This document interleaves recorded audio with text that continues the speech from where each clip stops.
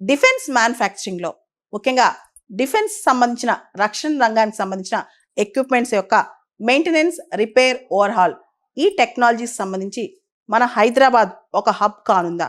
ఖచ్చితంగా భవిష్యత్తులో హైదరాబాద్కి చాలా డిఫెన్స్ కంపెనీస్ వచ్చే అవకాశం కనిపిస్తుంది. ప్రస్తుతానికి రఫేల్ జెట్స్ మనం విన్నాం కదా, ఎప్పటి నుంచో ఫ్రాన్స్లో దసాల్ట్ అనే కంపెనీ నుంచి రఫేల్ జెట్స్ కొనుక్కున్నాం. ఆల్రెడీ మనం రఫేల్ జెట్స్ సంబంధించి ఎయిర్ ఫోర్స్ వర్షన్స్ ఆల్రెడీ కొనుక్కొచ్చేసుకున్నాం. మెరైన్ వర్షన్స్ కూడా 26 రఫేల్ జెట్స్ ఆర్డర్ ఇచ్చాం అనమాట. దాదాపు 63,000 crores ఖర్చుతో రఫేల్ మెరైన్ వర్షన్ కూడా మనం ఆర్డర్ ఇచ్చాం అనమాట. అయితే ఈ రఫేల్ ఫైటర్ జెట్స్ అనేవి ఫ్రాన్స్లో దసాల్ట్ అనే కంపెనీ తయారు చేస్తారనమాట. అయితే ఈ కంపెనీ ఇంజన్స్ M88 ఇంజన్స్ ఏవైతే రఫేల్ ఎయిర్ క్రాఫ్ట్స్లో వాడతారో ఆ ఇంజన్స్ని సాఫ్రాన్ అనే కంపెనీ దగ్గర నుంచి కొనుక్కుంటుంది. ఇది కూడా ఫ్రెంచ్ కంపెనీ సాఫ్రాన్ అనేది. సాఫ్రాన్ ఆల్రెడీ ఒక ఎస్టాబ్లిష్మెంట్ అనేది హైదరాబాద్లో, తెలంగాణ క్యాపిటల్ హైదరాబాద్లో పెట్టింది. Dassault already body of this Rafale jet ఉంటుంది కదా, ఫ్యూసిలాస్, అది హైదరాబాద్లో తయారు చేసే ఫెసిలిటీ పెడతామని చెప్పి అనౌన్స్ చేసింది అనమాట.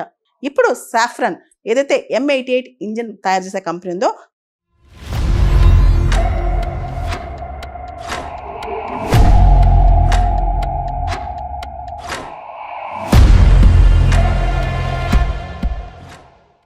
కొన్ని పార్ట్స్, ఇంజన్లోని కొన్ని పార్ట్స్ని కూడా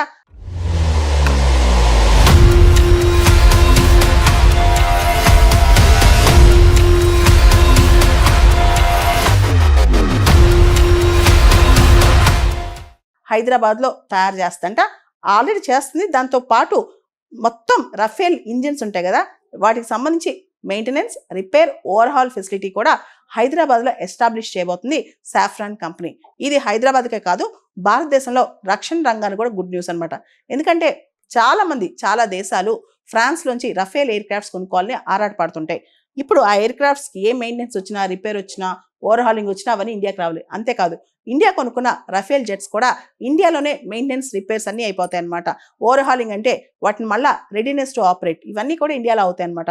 మనకు తెలుసు, రీసెంట్గా జరిగిన ఆపరేషన్ సింధూర్ టైంలో కూడా మనం రఫేల్ జెట్స్ వాడాం. ఇంకపోతే ప్రపంచంలో మనం చూస్తే కనుక ఫ్రాన్స్ అనేది చాలా కీలకంగా మారుతుంది భారత రక్షణ రంగానికి. ముఖ్యంగా ఫ్రాన్స్ యొక్క డిఫెన్స్ ఎక్స్పోర్ట్స్లో 28% భారతదేశమే కొనుక్కుంటుంది అనమాట. భవిష్యత్తులో మనం చూస్తే కనుక ఇంకా ఎక్కువగా మనం ఫ్రాన్స్ నుంచి డిఫెన్స్ ఎక్విప్మెంట్ కొనుక్కునే అవకాశం కనిపిస్తుంది. రీసెంట్గా వచ్చిన సిప్రీ రిపోర్ట్ ప్రకారం కూడా మనం ఫ్రాన్స్ నుంచి చాలా వరకు డిఫెన్స్ ఎక్విప్మెంట్ కొనుక్కొచ్చుకుంటున్నాం. ఇవన్నీ పక్కన పెడితే ఇంతకుముందు మనం ఓన్లీ రష్యా నుంచి ఎక్కువగా డిఫెన్స్ ఎక్విప్మెంట్ కొనుక్కునేవాళ్ళం.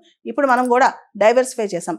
అమెరికా నుంచి, ఇజ్రాయెల్ నుంచి, ఫ్రాన్స్ నుంచి, రష్యా నుంచి, ఇలా అనేక దేశాల నుంచి మనం డిఫెన్స్ ఎక్విప్మెంట్ కొనుక్కుంటాం. అంతేకాదు మేక్ ఇన్ ఇండియా డిఫెన్స్ అనే కాన్సెప్ట్లో ఎక్కువగా ఇండిజినస్ ప్రొడక్షన్ కూడా మనం చేస్తున్నాం అనమాట. ఇప్పుడు ఇండియాలో అన్ని ఫెసిలిటీస్ వచ్చేస్తే మన దగ్గర కూడా మొత్తం టెక్నాలజీ కూడా మనకు వచ్చే అవకాశం కూడా ఉంటుంది అనమాట. డిఫెన్స్లో టెక్నాలజీ ట్రాన్స్ఫర్ అంటే చాలా పెద్ద విషయం అని చెప్పొచ్చు. భారతదేశం ఇక భవిష్యత్తులో స్వీయంగా అంటే స్వతహాగా డిఫెన్స్ ఎక్విప్మెంట్స్ తయారు చేసిన శక్తి కూడా బాగా పెరిగే అవకాశం కనిపిస్తుంది.